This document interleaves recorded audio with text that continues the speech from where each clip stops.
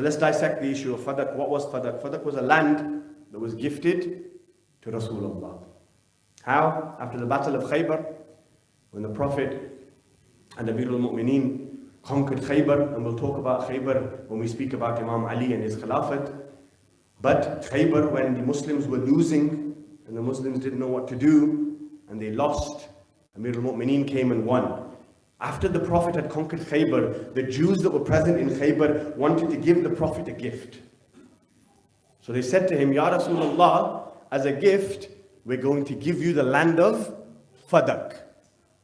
Now in Islam, there are two types of land. One land is when you fight for it, when you go to war for it, you ride a camel or a horse for. One land is that's gifted to you, right? Two types of land. It's important to understand these points because when you ever get questioned, what was Fadak? If you ever get asked, what was the reality of Fadak?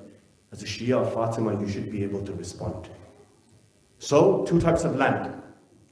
If you fight for a land and you attain that land is to be equally distributed amongst all the Muslims. If a land is gifted to you, only the person that it is gifted to has the right over that land. Nobody else has a right over that land. So if the Muslims fought for Fadak, then Fadak was everybody's.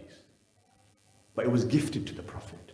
Therefore, this land is not the property of the Muslims, it's the property of Rasulullah.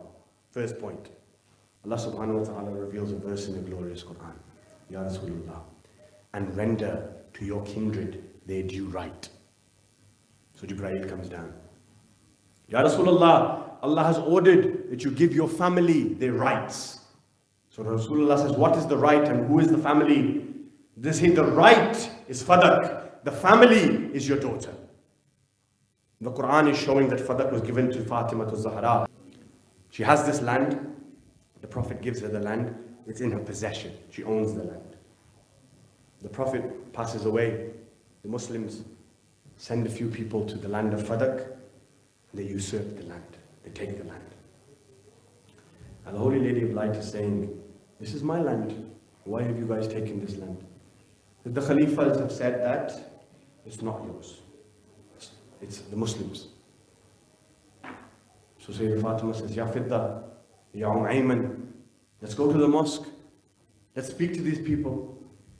She came into the masjid, into the darbar. She stood in front of the Khalifa. She says, I have a problem. What's that? You've taken my land. Give my land back to me. He says, oh, daughter of the Prophet, do you have any witnesses that this is your land? So she says, witnesses? In law, possession dictates ownership. Fadak was already in my possession.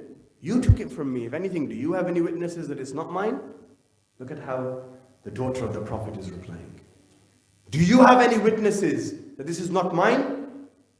No, look, we've taken the land, it's ours now. You have to produce witnesses. Okay. My first witness is Amirul Mu'mineen. No, we can't accept him, he's your husband. Doesn't work that way. Hassan and Hussein. No, we don't accept that either. Hassan and Hussein can't be your witnesses.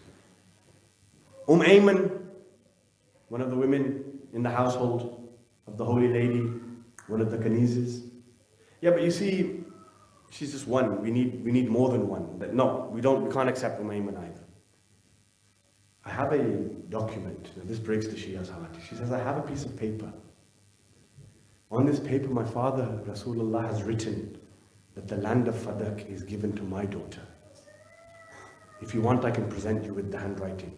She presents the piece of paper. What does the second Caliph do? In front of Fatima's eyes, he rips the paper into pieces. Denies her the land of Fadak.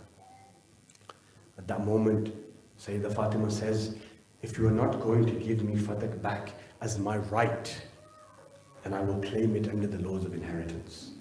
The problem that we have is a lot of Shias, when speaking about Fadak, we jump straight into the laws of inheritance. No, inheritance was afterwards.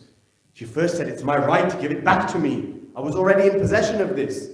When they refused her witnesses, when they tore her father's statement, then she said, if you're not going to give me Fadak as my own right, then at least give it back to me under the laws of inheritance. When she said, give it to me under the laws of inheritance, the first Khalifa replied back by saying, I heard a hadith from the Prophet. She says, what's this hadith? He says, the Prophet said, we prophets do not leave any inheritance.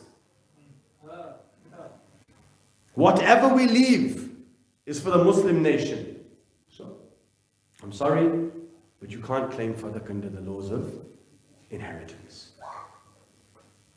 Watch how Fatima replies. She replies back by reading 2 verses from the glorious Quran. Our Holy Lady of Light had as much knowledge of the Quran as the Imams and the Prophets had.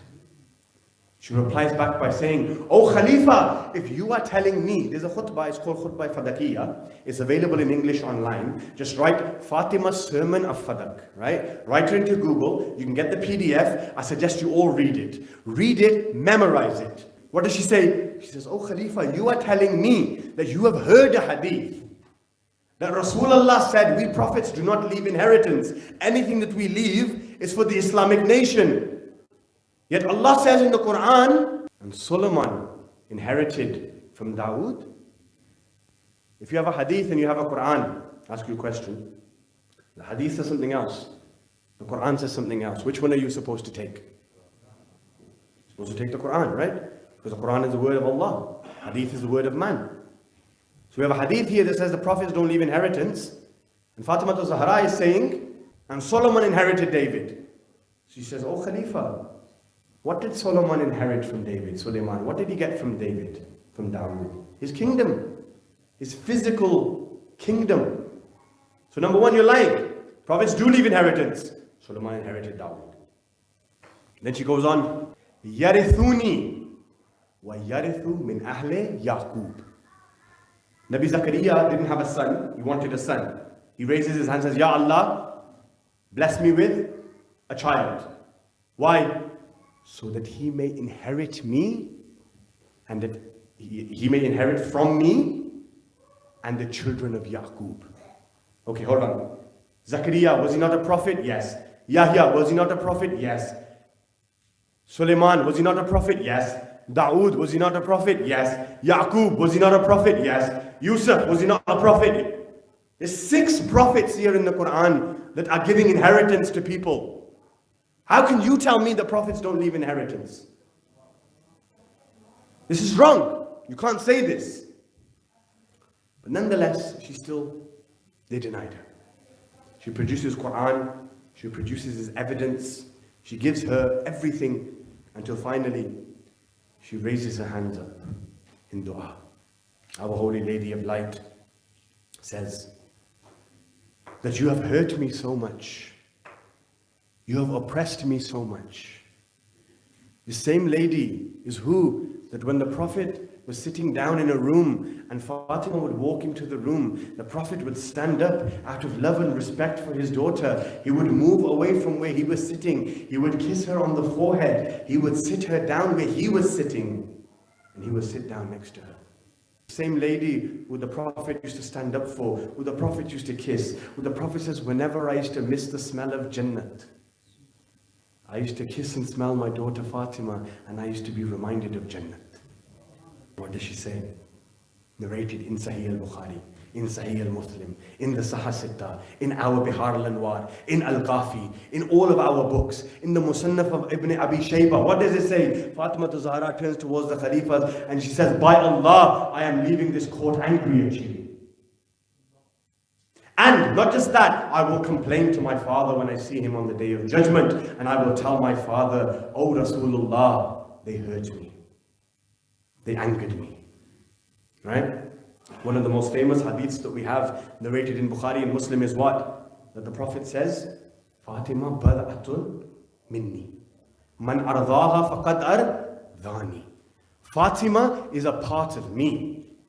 He who pleases her has pleased me. He who angers her has angered me. They angered the daughter of the Prophet. So much so that she began to cry and she left the mosque of the Rasulullah and she went home. You see, a few days later, the first and the second Caliph are having a conversation, and the second Caliph walks in and he sees that the first Khalifa is writing a letter right? So he looks over his shoulder to see what he's writing, and apparently the first Khalifa was reinstating Fadak back to Fatima. Because her hadith, I will complain to my father that you have hurt me and angered me, hit him in his heart. He began to write a letter. I, the Khalifa of Rasulullah, am reinstating the Fadak land back to Fatima to Zahra because it is her right. The second Khalifa grabbed that piece of paper and ripped it up again. He says, what are you doing? This land, the money, the income that comes from Fadak, and you're going to give it all away? A few days later, they come to the house of Fatima, they knock on the door, Amir al-Mu'mineen answers.